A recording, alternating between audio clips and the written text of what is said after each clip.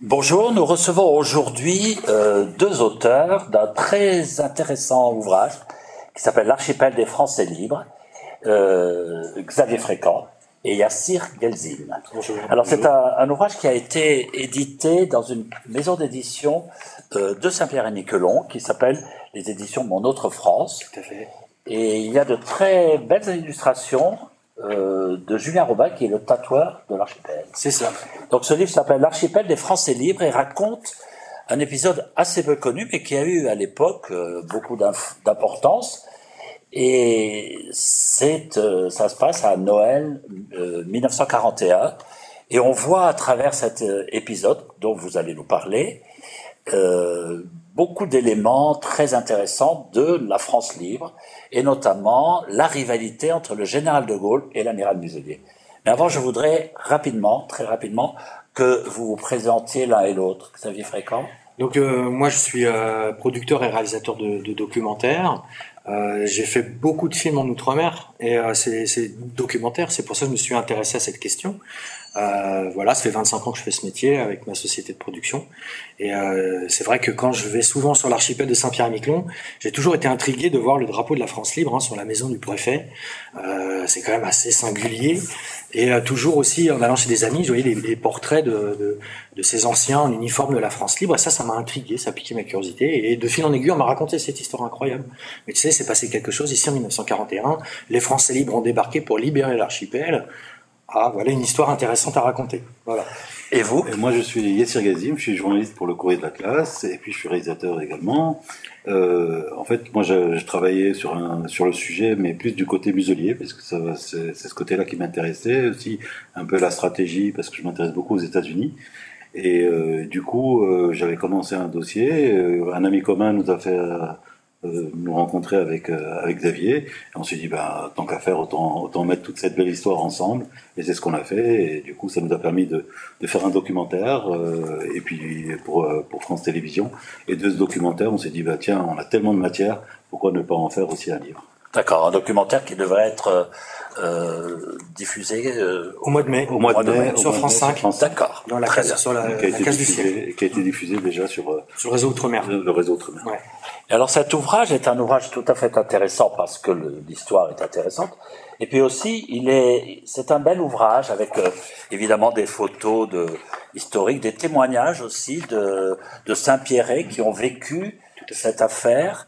Et puis donc, ces illustrations qui sont faites par le tatoueur de Saint-Pierre-et-Miquelon parce que ils ont ça dans la peau. Exactement. Alors, que s'est-il passé le 24 décembre 1941 ? Comme tu veux. Alors, le 24 décembre 1941, les Français libres débarquent à Saint-Pierre-et-Miquelon. Donc, quand on parle de débarque à Saint-Pierre-et-Miquelon, il faut recontextualiser un petit peu. Donc, on est en décembre 1941. L'archipel est sous la tutelle de Vichy, par un gouverneur qui s'appelle de Bournat, oui. Qui est pas virulent, mais qui est quand même pro-Vichy, soutenu par évidemment le clergé de l'archipel, qui lui est quand même très Monseigneur Poisson. Monseigneur Poisson, voilà. Et déjà dès 1940, on sent quand même de la part des Saint-Pierrais un engagement plutôt du côté de la France libre, puisque très rapidement ils vont rentrer en contact avec Londres en disant venez à notre secours, on peut pas rester comme ça sous la tutelle de Vichy. Donc c'est assez clivé sur l'archipel quand même à ce moment-là. Et puis effectivement ils s'attendent pas du tout à cet événement qui va arriver, à savoir donc l'arrivée de 3 corvettes et d'un sous-marin des FNFL qui viennent prendre possession au nom de la France libre du territoire. Alors, pour quelle raison, on va peut-être le découvrir dans un second temps, mais c'est vrai que ça se passe le 24 décembre 1941, donc la veille de Noël, qu'à ce moment-là, l'archipel est pas défendu, puisqu'il n'y a pas vraiment de raison de défendre l'archipel. Il y a une poignée de gendarmes qui, comme par hasard, ce soir-là, où il y a eu une grosse tempête de neige, sont restés plutôt au chaud à la maison. Et donc, en fait, quand Muselier arrive avec ses corvettes dans la rade de Saint-Pierre au petit matin du 24 décembre 1941, il n'y a absolument aucune résistance. Donc très rapidement, les Français libres débarquent, les objectifs... Il y a une certaine liesse quand il complètement, arrive. Tout à fait, il y a une vraie liesse populaire. Tout à fait. Les objectifs sont pris assez rapidement. Oui. Les objectifs, c'est la TSF, oui, c'est la maison du préfet, c'est la gendarmerie. Donc militairement, c'est assez vite occupé, sans vraiment de résistance. Et effectivement, la population qui s'attend pas à voir la Croix de Lorraine flotter sur des bateaux, puisqu'ils s'attendaient plutôt à voir des bateaux de Vichy arriver là. Quand ils voient ça, les gens n'en croient pas leurs yeux. Hein. Tout le village se réveille petit à petit et tous les gens débarquent sur le port de Saint-Pierre et acclament littéralement l'amiral Muselier et ses hommes. Et c'est vraiment, ça se passe. Le journaliste américain qui les accompagne dit ça se passe sans qu'un coup de feu ne soit tiré. Tout n'était que rose. Tout n'était que rose. Voilà, c'est ça, exactement. Donc ça s'est passé vraiment très bien. Et alors là, il y a quand même deux hommes dont on voit l'action dans la France libre, c'est évidemment le général de Gaulle et l'amiral Émile Muselier. Alors, qui est l'amiral Émile Muselier? Alors, là, il faut comprendre que l'amiral Muselier, donc c'est un amiral à la retraite au moment du début de la guerre. Plus âgé que le général. Beaucoup plus âgé que le plus général. Gradé aussi. Plus gradé, qui vient d'un corps d'armée qui est différent parce que le général de Gaulle venait de l'infanterie, l'amiral venait de la Royale.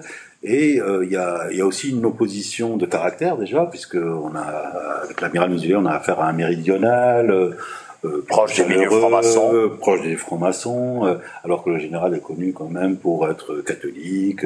Et donc il y a une opposition comme ça qui est très forte entre les deux personnages.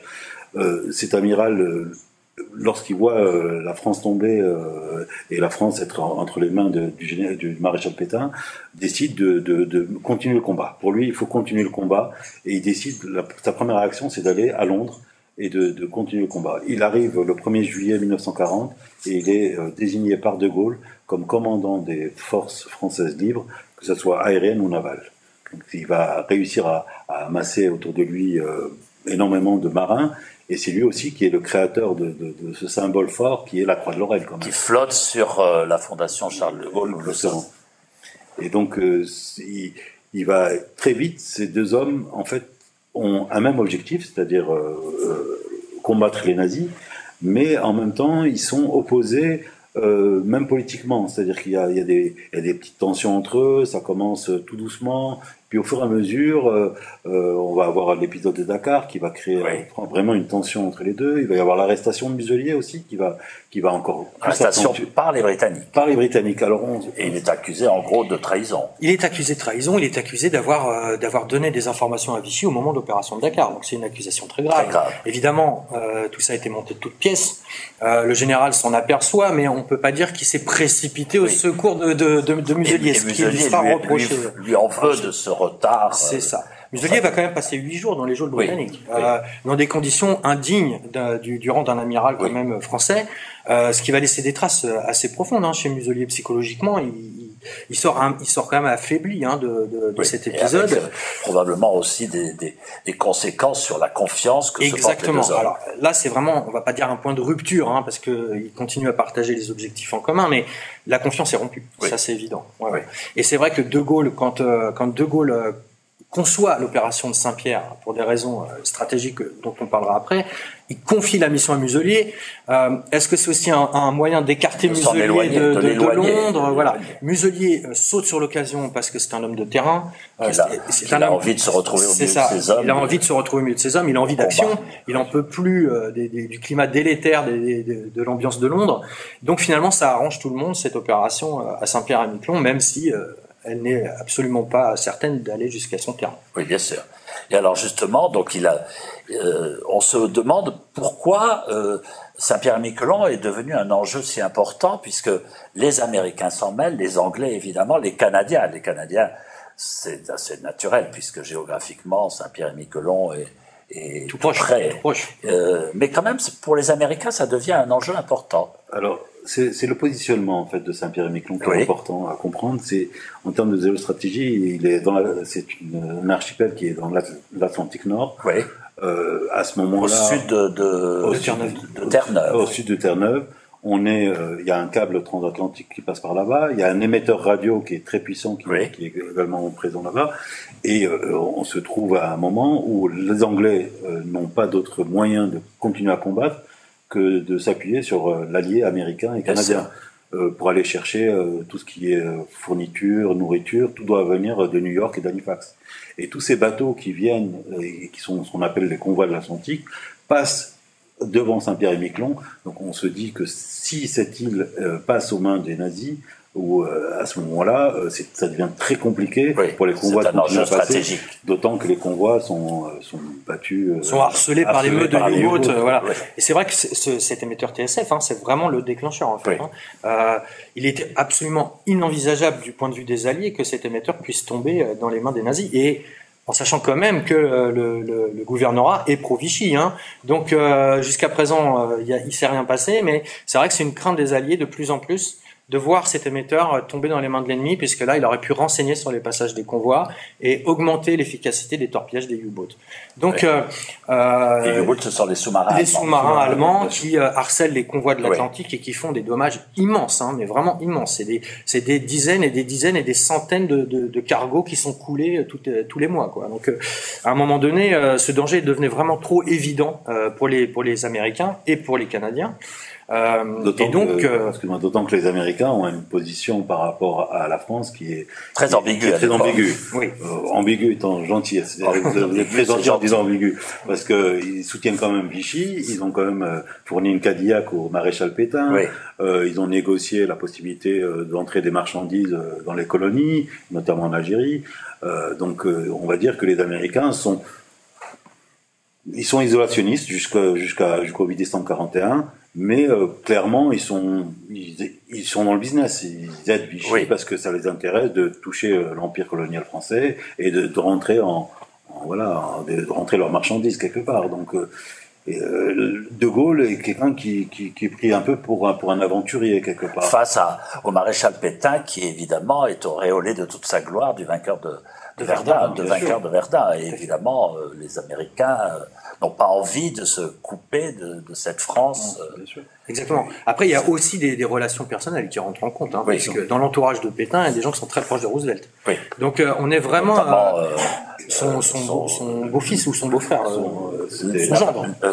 Laval, Charles de Chambord. Voilà, exactement. Donc, on voit qu'il y a des réseaux d'influence vichistes assez importants à Washington à ce moment-là, et que c'est vrai que la France libre, ça compte pas, ça ne pèse rien. Donc pour les Américains, c'est une lubie de Churchill, et puis voilà. Et donc quand le général finalement apprend que les Américains et les Canadiens envisagent un coup de force sur l'archipel de Saint-Pierre-et-Miquelon pour contrôler cette fameuse TSF qui est un danger stratégique, il lance l'offensive. De Gaulle dit, il est inacceptable que ce soit des Canadiens ou des Américains qui mettent pied sur l'archipel. C'est à nous, Français libres, de libérer nos propres territoires. Et là, il y a un petit conflit entre Muselier et lui, parce que Muselier veut recevoir l'autorisation d'une certaine manière des Canadiens et des Américains et des Anglais. C'est exactement ce qui va.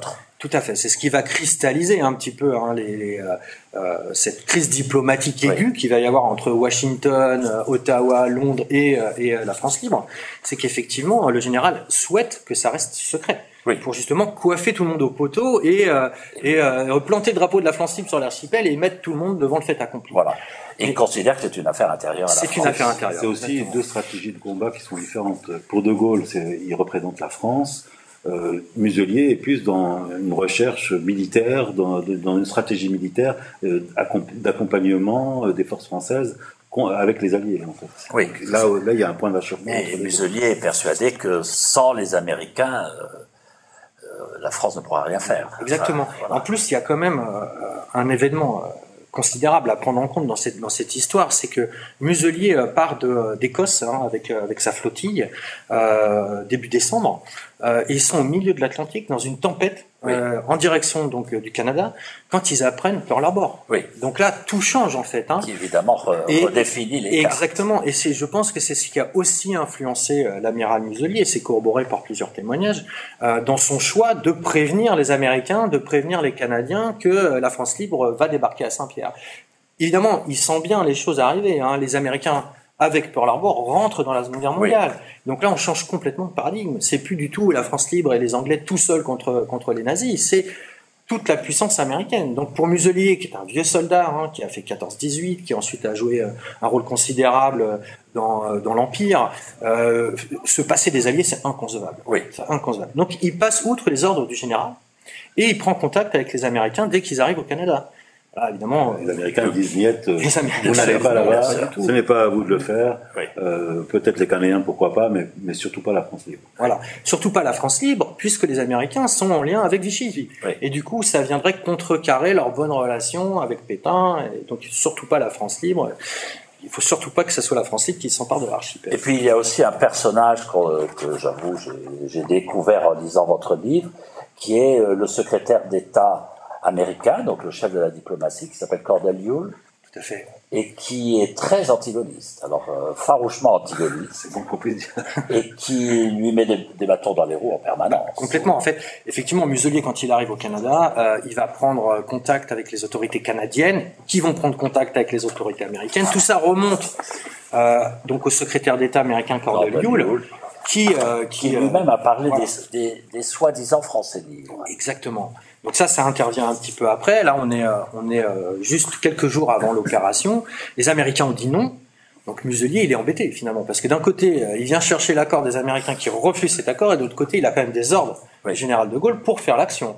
Donc Muselier reste quelques jours à Halifax, avec sa flottille et ses hommes, dans une incertitude. Et puis finalement, c'est quand même un patriote, c'est quand même un Français libre, donc il va faire l'action. Il va choisir d'obéir au général et de passer outre les ordres des Américains.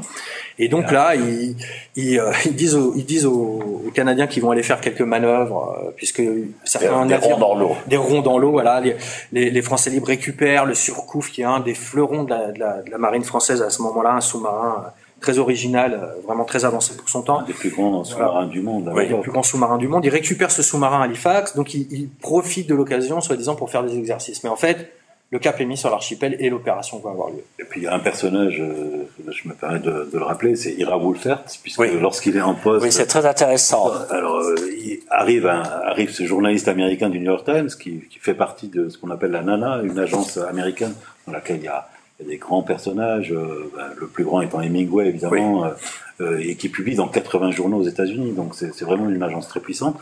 Et par l'intermédiaire de Saint-Pierre installé à Montréal, il apprend que finalement l'opération est maintenue, parce que voilà. Et du coup, il demande à Muselier dit non, on fait pas d'opération. Puis finalement, il se dit bon. Pourquoi ne pas prendre... Après tout, je peux avoir un intérêt à avoir un journaliste embarqué. On ne sait jamais, ça peut servir. C'est ça. Voilà. Et du coup, effectivement, ils embarquent ce journaliste Ira Wolfert avec eux. Ils le mettent au secret, évidemment, et ils l'embarquent avec eux. Le 24 décembre, on l'a vu tout à l'heure, tout se passe très bien. Mais alors là, évidemment, la réaction américaine va être assez terrible. Oui. C'est-à-dire que les Américains apprennent dès le 24 décembre que les Français libres ont mis pied sur l'archipel. Et c'est là où Cordell Hull aura cette fameuse phrase, les soi-disant Français libres, qui ont agi en dehors de tout cadre légal. Limite, s'ils les traitent pas de pirates, en fait, quand même.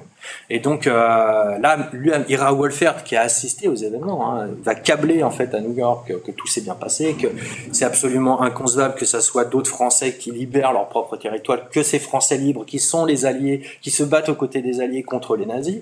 Donc finalement, il va commencer à envoyer des articles qui vont dans le sens de la France libre et qui décrivent objectivement ce qui s'y passe sur cet archipel. Et qui vont modifier la perception que les Américains ont des Français libres. Exactement. Alors surtout qu'il a trouvé avec Muselier un espèce de personnage, un Alexandre Dumas, comme il dit, un personnage très pittoresque. Il faut savoir aussi qu'il y a un événement qui va arriver et qui va être très important, c'est le plébiscite qui va arriver le lendemain. Muselier décide d'organiser un plébiscite de tous les hommes de 18 ans, de plus de 18 ans, pour qu'il assoie cette décision qui n'est pas une décision militaire, mais qui est une décision aussi démocratique. Les Saint-Pierre et les Miquelonais voulaient faire partie de la France libre. Oui, et il placarde des affiches où il prend position très très clairement pour la France libre, évidemment, lui, Émile Muselier, contre les forces de l'Axe. C'est ça, complètement. Alors, c'est un peu un coup de génie de Muselier, ce plébiscite, parce que finalement, qu'est-ce qu'il fait quand il fait ça ?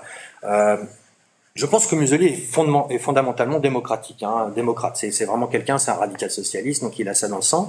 Mais en plus de ça, il sait très bien que les Américains risquent de réagir négativement. Donc le fait d'organiser un plébiscite où on demande à la population est-ce que vous êtes pour ou est-ce que vous êtes contre la libération de l'archipel par la France libre, et que finalement c'est voté à plus de 96%, il assoit quelque part cette légitimité au regard de l'opinion publique américaine. Et c'est ce qui va se passer, puisqu'en fait les Américains, à travers les articles d'Ira Barbara Wolfert vont découvrir en fait que voilà, il y a une volonté des habitants de l'archipel démocratiquement établie d'être libérés par la France libre. Donc on ne peut pas aller contre ça puisqu'on se bat contre ces nazis, contre les forces de l'Axe qui pensent complètement le contraire.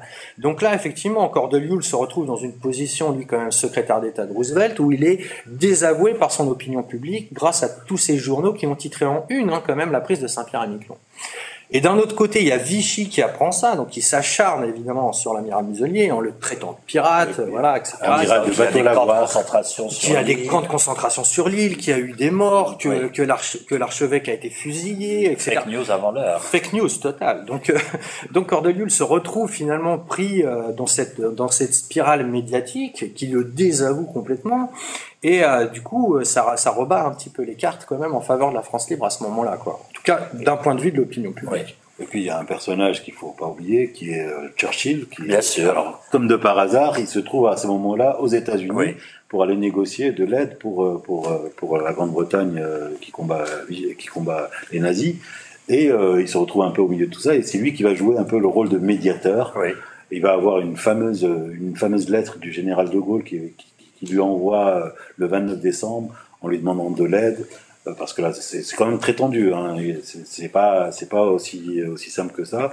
Et il va avoir un acte absolument incroyable, c'est qu'il va soutenir, lors d'un discours le 31 décembre, au Parlement canadien, en français, s'il vous plaît, des phrases absolument magnifiques autour de, il faut soutenir la France est une grande nation, elle va revenir dans l'Empire des Nations, et on pourra compter sur eux pour demain, quoi. Heureusement qu'on a eu Churchill une fois de plus. Exactement. C'est vrai que là, il joue un rôle considérable. Comme le disait Yassir tout à l'heure, hein, la crise diplomatique avec les Américains arrive à un sommet quand même en janvier 42, pardon. C'est que à ce moment-là, quand même, Roosevelt en a ras-le-bol de cette histoire. Lui, il veut vraiment se concentrer sur son ennemi qui est le Japon. Hein. Oui. Donc tout ça, c'est un peu une aiguille dans sa chaussure. Ça commence à l'énerver beaucoup. Et donc du coup, il dit, on va envoyer un cuirassé américain. On va faire le ménage. Les Français libres ils vont rentrer à Londres. On va prendre possession de l'archipel. Si les Français libres ne se retirent pas, on va intervenir militairement. Donc là, effectivement, on a un point de crispation, et c'est à ce moment-là que Churchill fait son fameux discours à Ottawa, en français, effectivement, comme l'a dit Yassir, où il soutient l'action du général de Gaulle à Saint-Pierre-et-Miquelon. Donc là, c'est un désaveu total de Cordell-Hull. Oui. Donc l'administration américaine, devant l'acte de Churchill, qui corrobore un peu les opinions publiques, ils sont obligés de reculer. Hein. Oui. Ils reculent, et finalement, on va faire une sorte d'accord tacite où on va demander au général de Gaulle de signer cet accord, où finalement on va partager la souveraineté de l'archipel entre les Américains, les Canadiens, les Britanniques, un peu de la France libre, mais pas trop. Il met quand même une grosse pression. Oui, une grosse pression. Général, hein. Mais en fait, c'est pas. Même le général, à un moment, il parle à un moment avec Mendes France. Il dit, il est presque prêt à abandonner cette histoire parce que ça commence à être très lourd. Très lourd. Très lourd.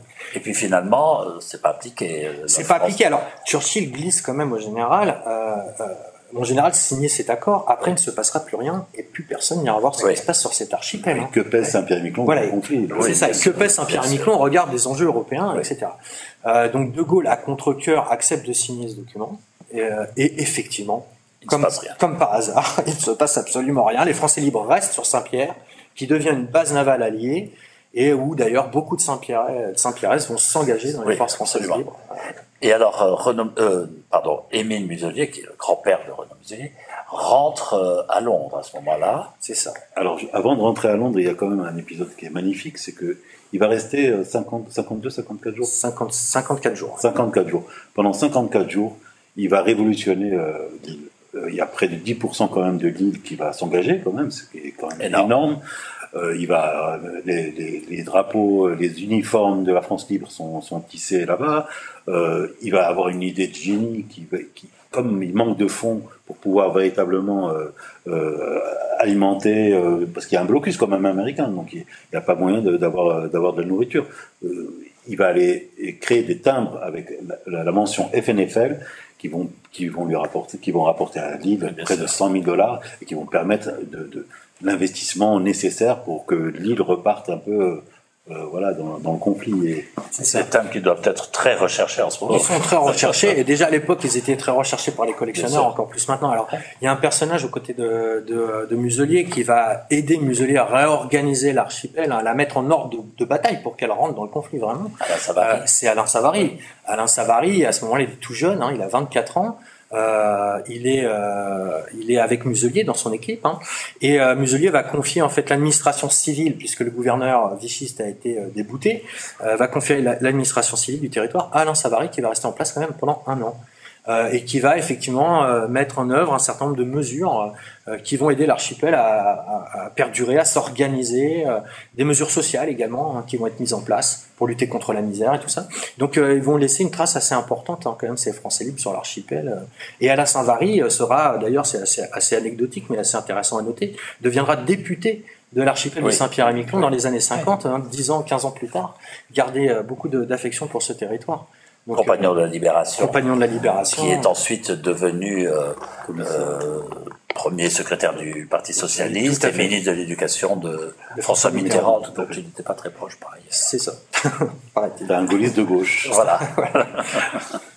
Donc oui, Muselier finalement, il rentre à un moment donné à Londres. Alors, il perd son poste de commandant. Alors c'est ça. Il arrive, bon, il est auréolé de son succès quand même, parce que là, il arrive dans une ambiance où finalement, il a gagné quand même une grosse bataille. Mais on lui propose d'ailleurs d'aller à un moment à Madagascar pour un nouveau conflit. Mais De Gaulle, lors de ce comité exécutif, dit voyez, messieurs, j'ai eu raison de faire cette action, même si les Alliés n'étaient pas d'accord, ce qui évidemment, dans le cas de Muselier, l'agace profondément, parce que lui, il l'a vécu de l'intérieur. Et Muselier, alors on ne sait pas si c'est un coup de sang, ou en tout cas, dit, bon, je démissionne. Dans ces conditions, je me retire. Je me retire, il démissionne de son poste au sein du comité de la France libre, et à travers une lettre, il va expliquer qu'il va garder toutes les fonctions militaires que le général voudra bien lui donner, et le général va prendre cette lettre-là pour dire écoutez, à ce moment-là, vous n'êtes plus commissaire, vous n'êtes plus, dans le comité, mais également, on vous retire aussi le commandement des Français, des forces françaises. Ouais. Alors, c'est vrai que Muselier, je pense qu'il a voulu mettre un coup de pression au général à ce moment-là. Ce fameux comité de la France libre autour de Muselier, c'est vrai que ça se passe pas bien. Peut-être que le général se gausse un peu d'avoir conduit cette action contre les Alliés. Muselier le vit mal, mais dans sa lettre, où quelque part il met un peu en jeu, effectivement, son commandement. Et je pense pas qu'il s'attendait à ce qu'on lui retire quand même. Je pense mais le général de Gaulle étant un chef, il a voulu chefer. Exactement. La France libre ne pouvait avoir qu'un chef, et c'était le général de Gaulle. Et du coup, Muselier se retrouve pris à son propre piège, quelque part. Il va même aller jusqu'à en appeler aux Anglais, dont il est très proche de par sa qualité de marin. Il avait des bonnes connexions à l'amirauté britannique. Il va essayer de faire jouer ses relations, mais Churchill va trancher. L'amiral Muselier n'est plus le bienvenu à Londres. Donc ça va quand même jusque-là. Et c'est vrai que par la suite, l'amiral Muselier choisira d'aller soutenir le général Giraud contre le général. Aura vraiment une rancœur tenace contre le général de Gaulle, puisqu'il écrira même un bouquin par la suite, De Gaulle contre le gaullisme. Oui. Donc ça veut tout dire, le titre veut tout dire. Donc voilà, cet épisode de relations entre Muselier et le général de Gaulle se termine comme ça, malheureusement. Ils rebondissent un petit peu plus tard dans le temps, c'est assez intéressant de rappeler cet épisode, c'est que le général devenu président de la République invitera l'amiral Muselier à l'Élysée, qui refusera de s'y rendre. Donc est-ce qu'il y avait peut-être de la part du général une volonté de tirer un trait sur le passé? On ne saura jamais. Ce qui est quand même assez intriguant, c'est que à la mort de l'amiral Muselier, ses archives personnelles seront saisies par la police. Donc on n'a jamais vraiment su le pourquoi de cette affaire. Elles seront restituées quelques années plus tard sur ordre du Conseil d'État. Mais voilà, donc finalement, même au-delà de la mort, la rivalité entre ces deux grands personnages de la France libre a continué à se cristalliser. Mais tous les personnages d'ailleurs auront un destin absolument incroyable. Vous parliez de Cordeluo tout à l'heure. Oui. C'est quand même le père des Nations Unies. Oui. Il a été prix Nobel de la paix. Le journaliste Alain Savary, dont on avait parlé tout à l'heure, a été ministre de Mitterrand. Ils ont tous quelque part Ira Woolfert aura le prix Pulitzer. Enfin, voilà, tous ces personnages. Et c'est ça aussi qui nous a intéressés dans le livre. C'est ces incroyables personnages qui à chaque fois ont un destin absolument incroyable. Et ce qui est intéressant aussi, juste peut-être pour conclure, c'est que cette affaire de Saint-Pierre-et-Miquelon, finalement, et ça nous a été corroboré par plusieurs historiens, vient à un moment donné cristalliser quand même le pouvoir du général de Gaulle sur la France libre. C'est-à-dire que effectivement, il y a eu au sein du mouvement quelques rivalités politiques qui ont fait qu'à un moment donné, le général a dû s'imposer quand même pour qu'il y ait qu'un chef et qu'un commandement. Et cette affaire de Saint-Pierre-et-Miquelon, finalement, vient presque parachever cette œuvre-là. Oui. C'est la première fois que le général finalement remporte un succès sur un territoire national, puisqu'il y a eu avant Par des forces nationales. par des forces françaises libres. Il y a eu évidemment hautement symbolique. Hautement symbolique. C'est vraiment quelque chose qui vient cristalliser et asseoir de façon définitive la France libre, d'abord du côté des Alliés, puisqu'après ils vont regarder la France libre un peu différemment quand même. Les Américains vont changer de regard, même si on sait très bien que ça va être compliqué et ça va continuer à être compliqué. Là, à ce moment-là, ils se disent oui, mais ce De Gaulle là, finalement, il va peut-être falloir qu'on fasse avec quand même. Il va falloir compter avec lui. Voilà, c'est ça. Eh bien, Xavier Frécant, Yassir Galzim, je vous remercie. Je rappelle le titre de votre ouvrage, L'archipel des Français libres, aux éditions Mon Autre France, qui est une maison d'édition de Saint-Pierre-et-Miquelon, qui publie des livres sur Saint-Pierre-et-Miquelon. C'est ça. L'archipel des Français libres. Merci beaucoup. Merci beaucoup. Merci.